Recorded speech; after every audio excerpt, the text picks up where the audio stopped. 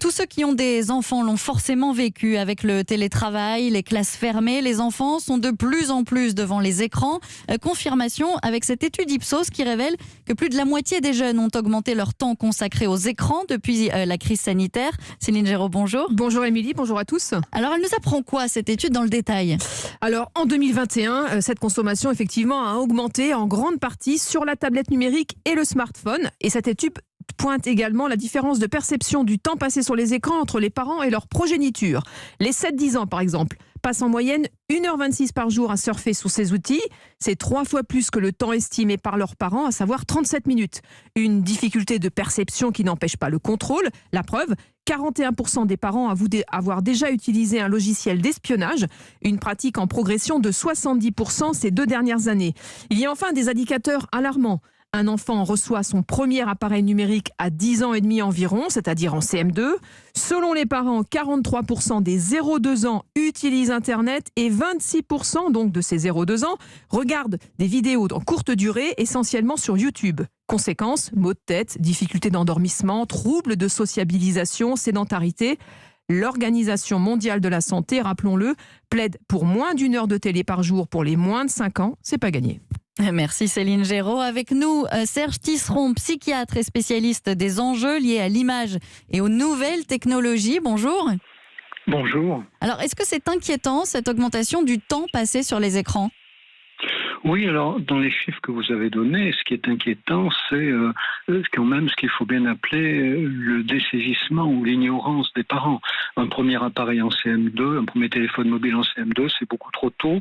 Que les enfants déclarent des temps d'écran très supérieurs à ce que leurs parents estiment, ça montre que la surveillance parentale est peu efficace. Et puis utiliser un logiciel d'espionnage, il faut quand même le dire, c'est la pire des choses, ça casse la confiance. Or, si on veut établir une bonne régulation des écrans en famille, il faut accompagner les enfants, alterner les activités, et tout ça nécessite d'avoir une atmosphère de confiance.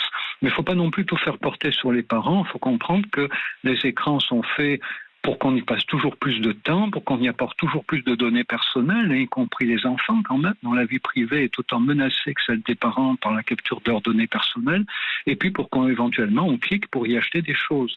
Et donc ça ne relève pas de l'éducation des parents, ça relève des barrières que l'État, l'Europe doivent mettre contre ces machines qui sont mobilisées par des algorithmes qui nous piègent à notre insu.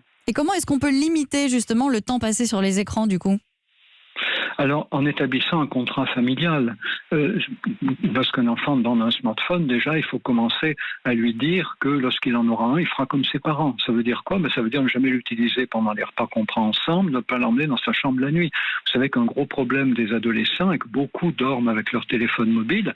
Les parents font pareil parce qu'ils veulent se réveiller avec, mais les enfants disent « on veut faire comme toi, papa, maman, parce qu'on veut se réveiller avec ». En réalité, ils surfent sur des espaces numériques la nuit, répondent à des copains, leur temps de sommeil est gravement endommagé, à la fois sur le plan quantitatif et qualitatif. Donc établir des règles familiales, personne ne décroche son téléphone pendant les repas, quand on aura un, tu feras comme nous. Tout le monde laisse son téléphone sur la table du petit déjeuner ou sur un rack consacré à cet effet, ou sur la table du salon le soir à partir d'une certaine heure, établir un couvre-feu numérique. Vous savez, on apprend bien que par l'exemple, et si des parents veulent bien éduquer leurs enfants à bon usage des outils numériques, c'est par l'exemple qu'ils peuvent les enseigner le mieux. Merci Serge Tisseron. Je rappelle que vous êtes spécialiste des enjeux liés à l'image et aux nouvelles technologies.